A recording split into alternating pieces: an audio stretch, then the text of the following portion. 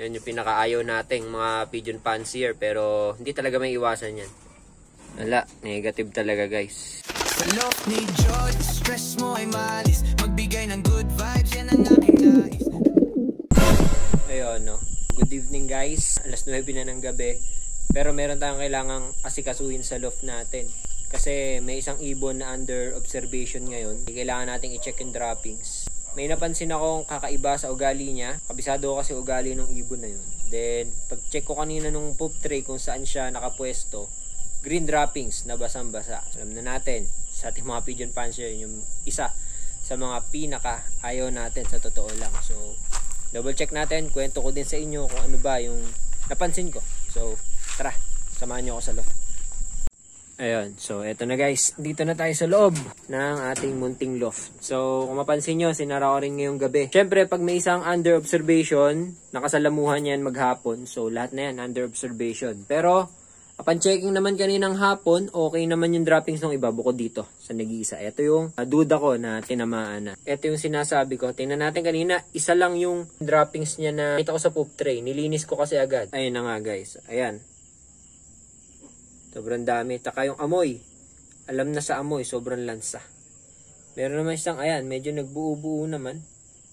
Ito, may konting buo. Pero ayan, green.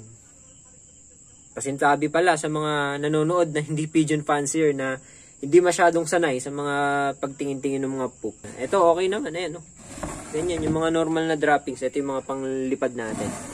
Ayan, no? Okay naman yung iba. Ayan yung mga panlaro natin. Check natin. Ayan, no? Ganyan saan eh. Ayan, no? Nilinis ko kasi lahat ngayon para ma-check ko kung nag-iisa lang ba siya. Ayan, no? Bukod tangi na eto ang basang-basa ang droppings. So guys, eto yung ibon na under observation natin. Eto yung ibon na galing kay Sir Chambalero Brothers, Boss Joseph. Yung ibon na to, kabisado ko, sobrang takaw niya. As in, pag nagpakain ako, siya yung pinakaunang bababa. And pinakaunang aayaw hanggang binibigyan mo. Andyan siya sa baba. So kanina nagpakain ako ng hapon. Napansin ko na habang marami pa yung pagkain sa may patukaan nila, nagpunta na siya dyan sa perch na yan. So doon pa lang, duda na ako. Ginawa ko, nilinis ko kaagad itong perch na to para makita ko yung mga susunod na droppings niya. And yun, confirm nga ngayon guys na hindi normal yung ganyan droppings. Lalo na at hindi naman ito nakakalabas. Hindi pa to sanay. Possible pang summer race ko sana siya. So ayan, may tama. Yung isa nating ibon. Okay. And sa ngayon, bigyan ko muna siya ng 2 victory digestion. Tapos check ko bukas ng maga kung kamusta yung magiging droppings niya. So yun guys, ito na yung victory digestion natin. So ito na guys. Okay na to, digestion. 2. Subo na natin. Pero mas maganda kung meron kayong ideal pills. Pero okay na din to. Testing natin. Alright, sana tumalab at maging okay yung mga droppings niya bukas ng maga pag sinilip natin. So, ayan na guys. Naisubo na natin. And para mas clear bukas, ayan, nilinis ko na ulit.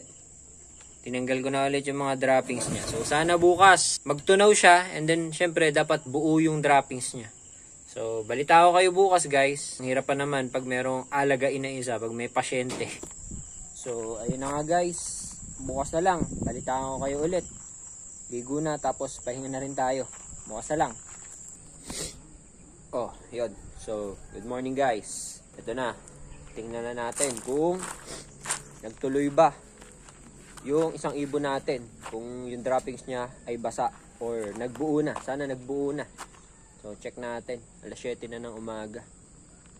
Tara. So, ito na guys. Hindi ko pa sinisilip. Sabay-sabay natin pintahan. Ay, sana naman okay na. Wala, negative talaga guys. Negative. Ayun oh. So, ito yung mga katabi oh. Kitang-kita yung kaibahan. Ayan oh. So, wala, kailangan natin to ibukod ngayon. Dali natin to sa ano natin, sa lugar kung saan malayo dito para hindi na makahawa pa. Kunin natin siya. Dali natin dun sa isang kulungan natin kung saan malayo siya. So, tas ililinisin ko rin yan. Isa-sanitize ko yung pinanggalingan niya. Ito yung sa mga panlaro natin eh. Ayan, yung mga southbirds natin. Ayan o. Gumugulong pa. Ayan o. Ganyan sana. So, ayan o. Pasintabi ulit sa mga kumakain. So, ala. May tama. Itong isang ibon natin.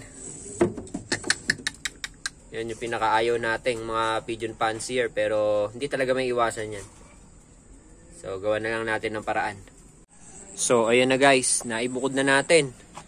Ayan, dito muna siya sa walang kasama. So, monitor natin. Bibigyan na natin siya ng amoxicillin sa tubig. So, 3 days to 7 days. Tingnan natin kung ano ang magiging kapalaran nitong ibon na to. So, balita ko kayo ha. So, ayun guys. Nakapagpakain na din tayo ng mga alaga natin. Ayan. Yan yung mga kasama nung binukod natin. So, malalakas naman sila kumain lahat. 10 sila. Ayan o. Okay naman. One time feeding muna sila ngayon. Dahil di ko nga alam. Mamayang hapon baka malakas yung ulan. So, binigay ko na yung pang maghapong pagkain nila ngayong umaga. So, pati sa mga breeders, ayan, talaga namang one-time feeding lang ako sa mga breeders. So, ayun guys, bali, ingat na lang tayong lahat dahil alam naman natin yung bagyo, andyan. So, ingat tayong lahat guys and wag natin kalimutan na mag-pray. So, ayun lang. Thank you guys sa inyong panonood.